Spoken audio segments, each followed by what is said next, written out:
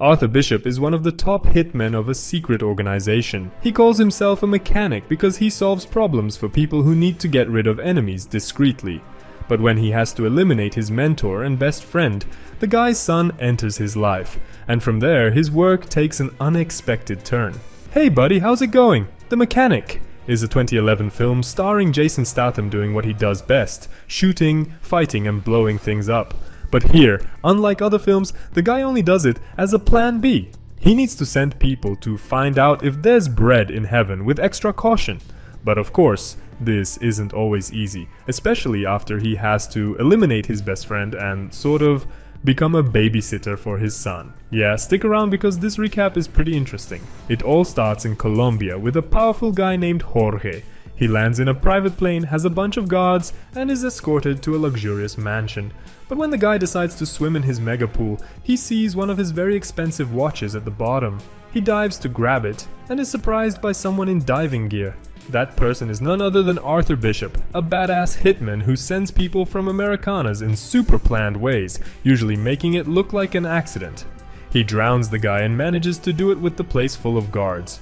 After completing the mission, he changes clothes, bolts from there, goes to a bridge, and jumps. There he gets into a nearby boat and flees. After that, we see Arthur in the USA, in New Orleans, where he goes to a dock, takes a boat, and drives to his house, which is hidden in the middle of the woods. There the guy opens a secret wall full of information about people he needs to take out, including Jorge from the beginning of the movie. The next day, he takes his boat and leaves home, disembarking at a nearby dock and chatting with Henry, a longtime friend who takes care of that place. From there, he goes to a restaurant to meet Harry McKenna, an older hitman who taught him everything he knows. The two chat like the great friends they are. Arthur shows that he completed the mission to eliminate Jorge, and Harry greets him and pays him some money for the service, and with the money the guy goes to watch a musical that night. The next morning, Arthur sits in front of his PC to see who the next target is, but to the guy's surprise, he needs to eliminate Harry next. Of course, he doesn't like the idea and decides to call the boss and arrange a live meeting to try to understand why he needs to get rid of his mentor and best friend. He meets with a guy named Dean, Arthur's boss, who ordered him to eliminate Harry. He tells Arthur that he suspects his mentor betrayed their organization. This is because there was a secret operation in Africa where the 4 agents hired for this job ended up 6 feet under, and besides them, Harry was the only agent who knew about this operation. After that, Dean investigated what happened and found out that Harry sent $20 million to an offshore account right after the operation went south. And according to him, the guy earned all that money by selling out the guys. To top it off, Dean tells Harry that he has 48 hours to eliminate Harry, and if he doesn't do it, he'll call another agent to finish the job. After that, we see Harry going to work at his office, surrounded by guards. Meanwhile, Arthur is investigating what happened in the mission in Africa, and how the agents ended up eliminated. After a while, he concludes that everything Dean said is true. So Arthur calls Harry and tells him that the organization is coming after him. Arthur tells Harry to get out of there and cut off the building's power to escape more easily. After that, while talking to his friend on the phone, and even though Harry is in a wheelchair, he manages to go to the parking lot but sees his van full of bullets and all messed up, and then Arthur shows up there. Harry congratulates Arthur for managing to get him away from all the security with just one phone call. Since he knows that Arthur is there because of the mission in Africa, he pulls out a gun and shoots his own car to help the guy set up a convincing attack scene. After that, with a heavy conscience, Arthur shoots him. Days later, Arthur goes to Harry's funeral feeling really bad about what he did. There he meets Steve, Harry's son, and chats with him. When Arthur is leaving, Steve asks him for a ride to talk a little more. On the way, he tells Arthur that he really liked his father, even though they didn't talk much. He drops Steve off at his father's house, where he hears some strange information from the guy. He tells Arthur that Harry's account is empty, but he didn't take a single dollar from there. Now the two are mourning. Arthur feels really bad and Steve is freaking out. He parks the car in a rough neighborhood, and it doesn't take long for a guy to try to rob him. This is the perfect opportunity for him to vent his anger over his father's death, beating up the robber mercilessly and almost killing him. He only stops because Arthur arrives just in time to stop Steve, puts him in the car, and takes him home. The next day, Arthur is shopping peacefully when Steve shows up to talk to him. Harry's son wants to learn to be an assassin, but Arthur says he won't teach him and then goes home. But when night falls, Arthur looks at a photo of Harry and changes his mind. He calls Steve and arranges to meet at a specific place and time. Steve is thrilled and meets Arthur at the agreed upon place. There, he tells Harry's son that he's not a hitman but a mechanic, who solves problems for people who hire him by eliminating others. In this sense, he says that to do this kind of work, you need to think of it as business, not revenge. After this speech, they adopt a Chihuahua as part of Arthur's plan. He tells Steve to go to a coffee shop with the little dog, sit in a specific place, keep doing Sudoku, and repeat this process for 3 weeks. Arthur also takes the guy to train shooting and shows him a book with all possible causes of death that someone can have for him to memorize and use in future missions. Meanwhile, Harry's house is taken over by the bank, and Steve moves into Arthur's house. After he's got the hang of shooting and memorized the book Arthur gave him, the two move on to the next phase of Steve's training. They head to a place where there's an arms dealer, and while Arthur seems interested in some specific weapons, he pulls a ninja move and takes the guy out silently. After that, he tells Steve that this guy was a target, and he needed to see how the mechanic's work plays out in practice. Now, Steve is knee-deep in it and can't turn back. But before I continue with this story, if you've watched up to this point, it wouldn't hurt to leave your like, right? And if you're not already a subscriber to the channel, go ahead and subscribe there as well, okay? Anyway, back at their house, Arthur shows Steve the secret wall with all their targets. There was a photo of the guy they went to buy weapons from who had a big reward on his head. Now Arthur shows Steve their next target, a guy named Burke. He's an assassin from a rival organization and is always in the coffee shop where Steve kept going with the Chihuahua. Turns out this guy is obsessed with that kind of dog, and he ends up befriending Steve because of the little puppy. By the end of the 3rd week, Steve and Burke are already good friends, and he invites Steve to go to a bar for a drink. So Arthur's plan is to poison the guy's drink and make it look like he had a sudden sickness. Steve has the opportunity to poison the guy, but he chickens out at the last moment and gives up. As Steve is leaving, Burke follows him and offers him a ride. Steve accepts, even though Arthur doesn't want him to.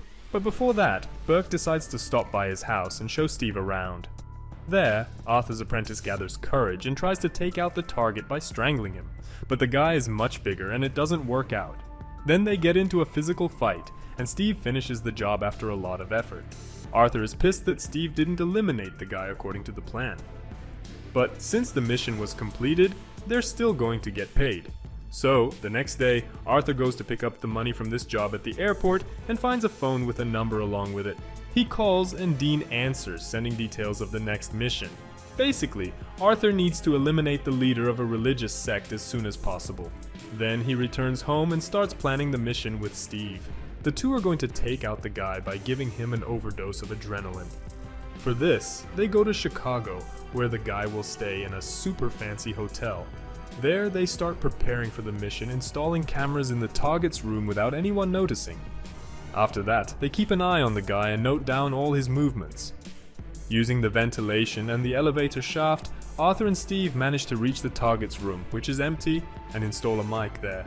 Shortly after, the sect leader arrives with his doctor and some guards, complaining and receiving a super strong substance directly into his vein from his doctor. The problem is, this makes the adrenaline ineffective. So Arthur and Steve have to improvise to take the guy out. As soon as the guy is alone in the room, they enter without any of the guards noticing and suffocate him. Then they hide in the ventilation and watch all the guy's guards arrive. But Steve drops a screw in the room, making everyone realize that the guy had been attacked. Then a frantic shootout begins, forcing Arthur and Steve to eliminate a bunch of guards before they can escape. Despite these problems, they manage to complete the mission. Dean finds out about how the mission ended up and is furious that they didn't eliminate the guy without leaving a trace.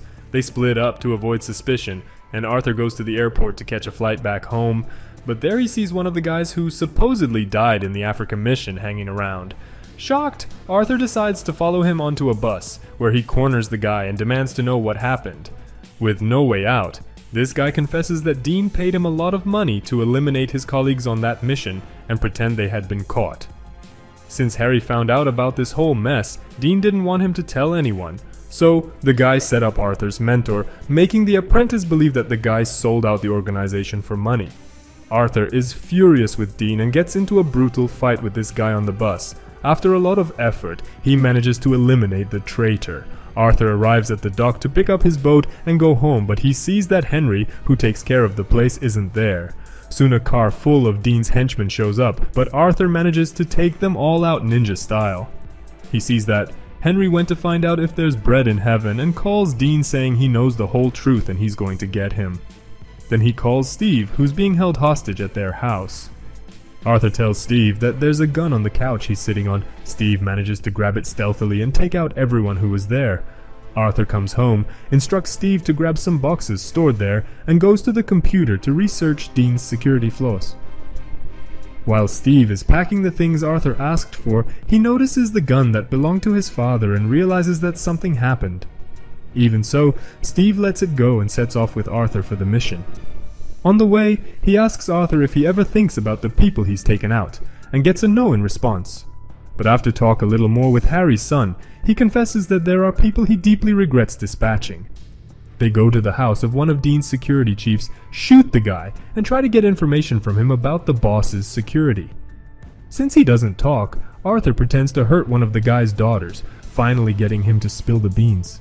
After gathering all the information he needs, Arthur calls Dean. He shares the discovery that Dean had put a 50 million bounty on Harry's head, a sum he never received. Dean offers Arthur 10 million to let it go, but Arthur doesn't want to. Then his boss laughs and says he's never seen the hitman care about anyone else. But Dean's laughter turns into concern quickly, as he realizes Arthur is calling him from the location where he is. So, he activates all security forces to capture him and Steve, but the two have already prepared to act. Arthur has placed cameras all over the building to monitor everyone's movements. Meanwhile, Steve hijacked a bus outside, made everyone leave and started driving toward Arthur. When Dean's car leaves along with some guards, Arthur begins driving behind him and crashes into one of the vans accompanying him, then dispatches everyone in it. After that, Arthur grabs a truck and goes to chase Dean's car, while Steve runs over and blows up the second van full of guards following him. Now, Dean is alone with the driver, and it doesn't take long for Arthur to catch up to him and crash into the car with the truck he got. Steve arrives shortly after, and the two approach the overturned car. Dean, seriously hurt, is taken out by the two before he can say or do anything.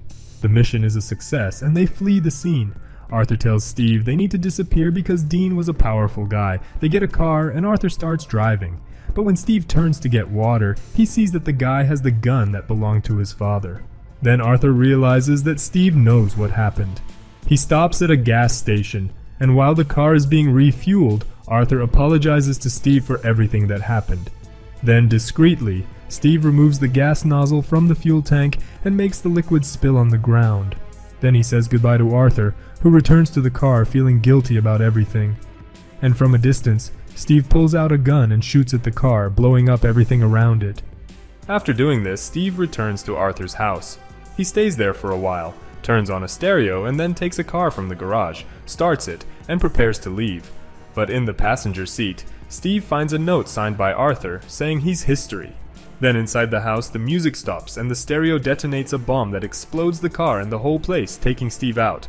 And in the end, a scene from the gas station's security cameras shows the moment the car Arthur was in explodes. But a second before that happens, we see that he managed to roll to the side and escape, showing that he's still alive. The Mechanic is a straightforward and action-packed film. For those who enjoy action stories and Jason Statham's antics in The Art of Fighting, this is a treat. Of course, with a budget of $40 million, the result wasn't the most overwhelming. The film's worldwide box office profit was around $62 million. Still, the result ensured a sequel. Oh, and for those confused about the title of this film, Mechanic is slang for elite hired assassins. Another cool curiosity about this film is that its first 15 minutes and 10 seconds are entirely silent until the first word is spoken. But that's not surprising, since Jason Statham speaks better with his fists, right?